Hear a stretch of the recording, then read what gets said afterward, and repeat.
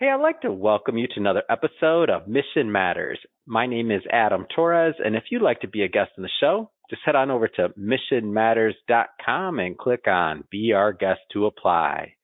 Okay, so today I have Kai Sato on the line, and he's general partner over at Mauloa. Kai, welcome to the show. Thanks, Adam. Good to be with you. All right, Kai. So, hey, we're going to be heading on over to Atlantic City for the Microcap Conference. Some call it a concert, maybe, but for the conference. And hey, excited. I'm sure we're going to meet when we get out there, and got a whole lot to cover today. We'll be talking about, three crucial phases for reaching 10 million in revenue and becoming cash flow positive, which a lot of entrepreneurs, a lot of executives listening to this right now that are maybe stuck in that range, including myself. So excited to pick your brain on that. But before we get into all of that, we'll start this episode the way that we start them all, with what we like to call our Mission Matters Minute. So Kai, we at Mission Matters, we're all about amplifying stories that we feel need to be heard. That's our mission. Kai, what mission matters to you? I think the simplest way to put it down would be continuous learning and self-improvement as manifest through building companies. And so I think it's always about how do we affect change, in ourselves and in our work, because I find it so important. But in order to do that, we have to keep getting better as individuals, as founders, as teammates. And so there's a term called Kaizen in Japanese, which is for continuous improvement. And not only is it part of my name, but my 2.5-year-old son's name is Zen. And so Kaizen is something that came from Toyota, and is something that we kind of instill across the board in business and personal life, whether you're playing golf or anything in your life, just trying to keep getting better, maintain that humility, maintain that hunger. But it's always about how do you be the best you can be and not get too high, too low, but do the right thing day in and day out. Well, great having you on here today, Kai. And just to dive right into the topic, some show hosts use maybe a Howard Stern uses their show as kind of like for mental therapy about other things they got going on in their life. Well, for me, I use it for business therapy, let's call it. So why do so few companies ever reach, over that 1 million mark, let alone the 10 million mark? So we're stuck in between. I want to know, why do few companies ever reach these milestones? It's really hard. And as an entrepreneur, made every mistake in the book. As an investor, as an advisor, it's certainly humbling. But generally, it really boils down to go to market. And I think the harsh reality that founders have to accept is the business can't get better until we as founders improve. And getting to that million mark, only about 10% of companies ever reach that point. And that 10 million mark is about 1%. But something, and I didn't come up with this, is completely plagiarized and taken from people who are way better than I am. Borrowed, Kai. We borrowed. This is media. We borrow. Go ahead. Imitation's the greatest form of flattery. But no, it's just making sure that you're going to market the right way. And so what does that mean? So Bill Gurley, who's at Benchmark, he was at a conference that I attended years ago, and he just said it's the thing that doesn't get talked about enough, whether it's consumer, whether it's enterprise, it doesn't matter. How you go to matter is so critical, because every day we're doing the wrong thing is burn rate, right? Is enabling us to fail. And so, it is that fail fast modicum. But the reason why most companies don't get to that 1 million, especially the 10, is they're usually trying to do too much. People aren't able to focus on how to serve their customer and really zero in on that niche, and then kind of keep growing and scaling. And so if you reverse engineer the greatest companies in the world, big things have always started small, whether it was Amazon selling books to the internet or Facebook starting on one college campus. So how you go to market is absolutely crucial. And it's generally, if you really look back, where things break down for a lot of teams and companies. So let's kind of look at maybe the last couple of years, just for an example of, let's just say, a moment in time. A lot of individuals, started businesses out of necessity, right? Whether it's, for context for everybody that's listening to this far into the future, and we're recording this in January 2024. Can't believe we're already in 2024. But, a lot of people over the last couple of years, maybe they were displaced because of COVID, or like just a lot of other things happened, and they weren't really necessarily considering their quote unquote go to market. They were in, survival mode, right?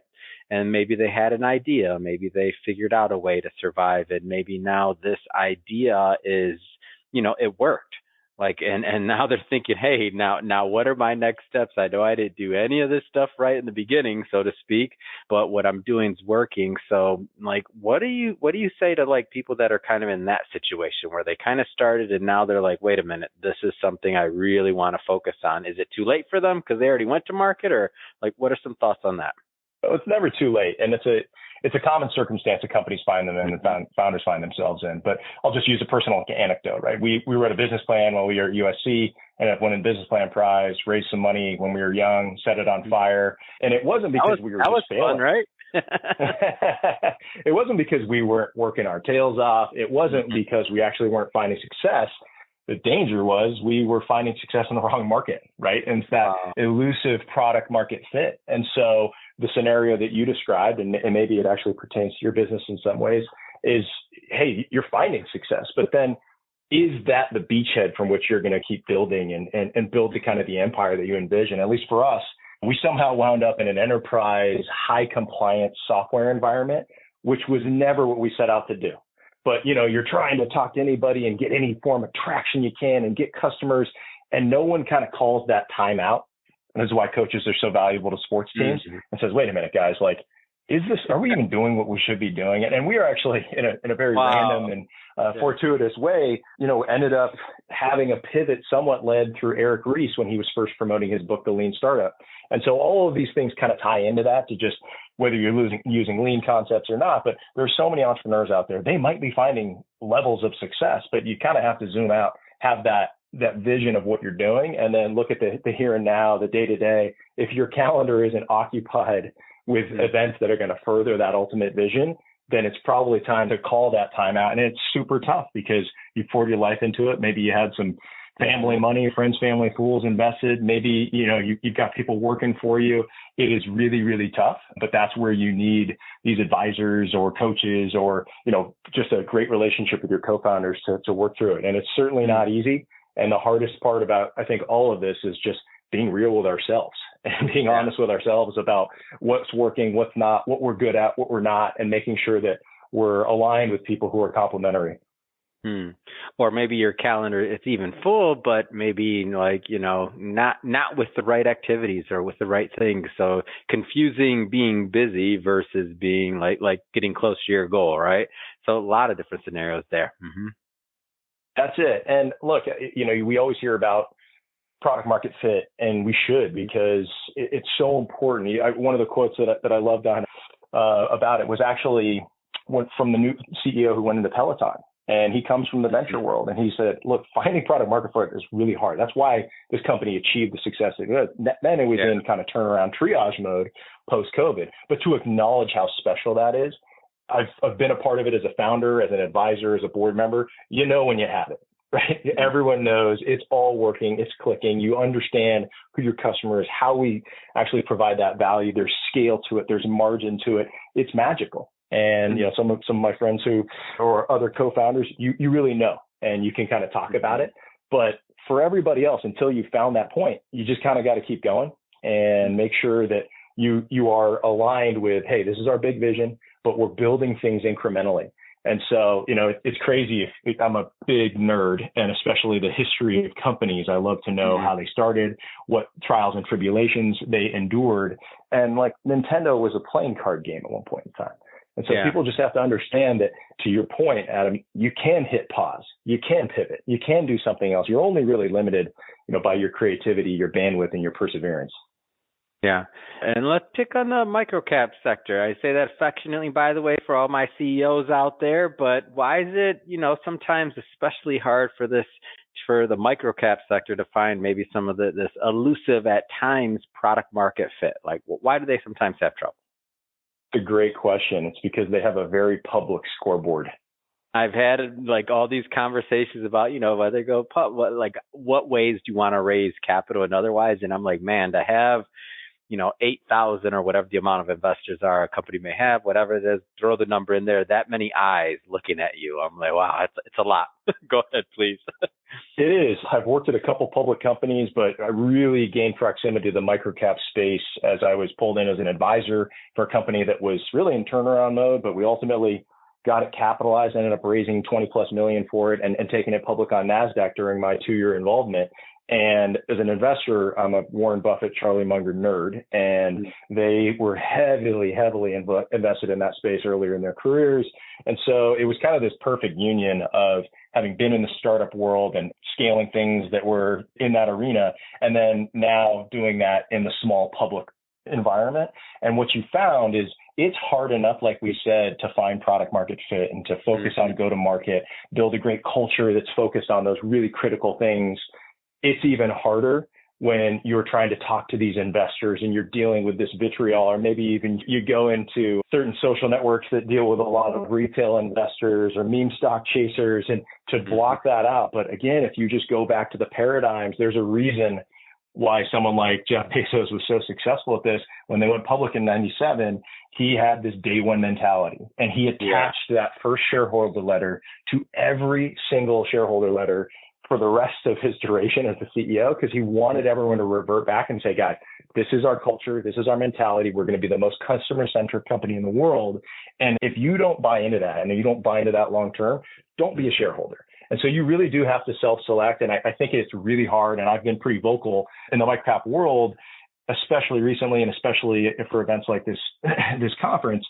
I'm not talking about people who are trying to create some pharma business and you either get, FDA approval and your company takes off. I'm talking about people who are building software, building products that are day by day building incrementally, much like any startup, but they happen to have a ticker, whether it's NASDAQ or NYC or OTC or all of these guys.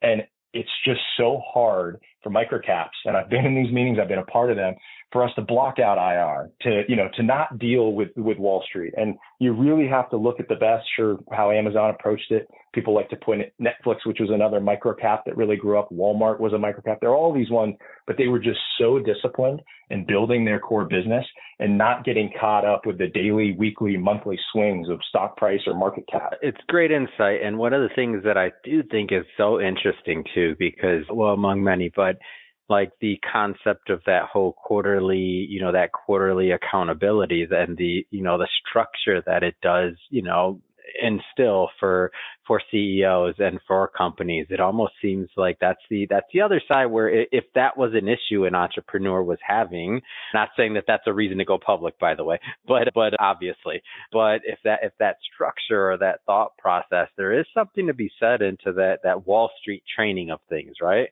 Like I've always just been fascinated because I've never led a public company. You know what I mean? So it's just a little different.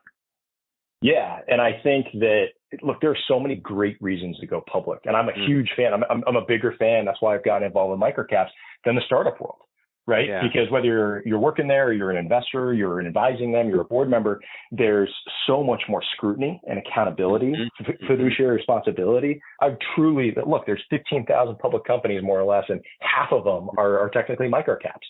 And back to Kaizen and building and creating jobs, like these companies, these small fish can turn into really big fish. They're liquid. There's so many advantages if you're up for it and can execute it, but it's really hard. And look, I have an extra amount of empathy for what companies are going through right now, because much like venture, where money was free for a long time and now it isn't, and everything's getting reset, that's even more difficult for microcaps, right? And a lot of them won't make it. If they can't raise more money and kind of survive, then they're going to struggle. But it's this weird balance. And this is probably one of the things that I most look forward to getting into at the conference.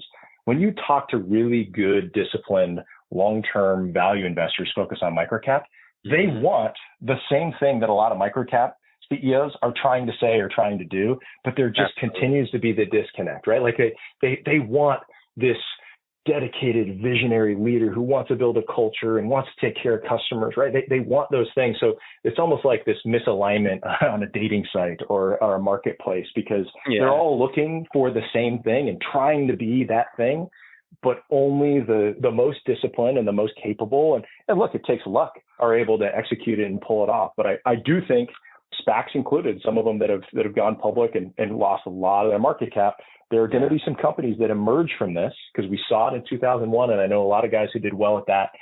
We're going to see the same thing.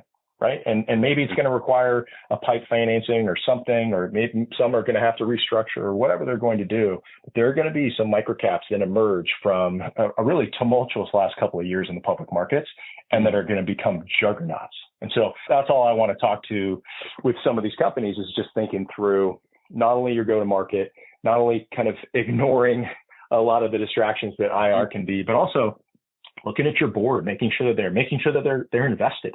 Right? They're not just there because it looks flashy on a LinkedIn profile, that they're there for a reason, and most commonly are cutting a check as well.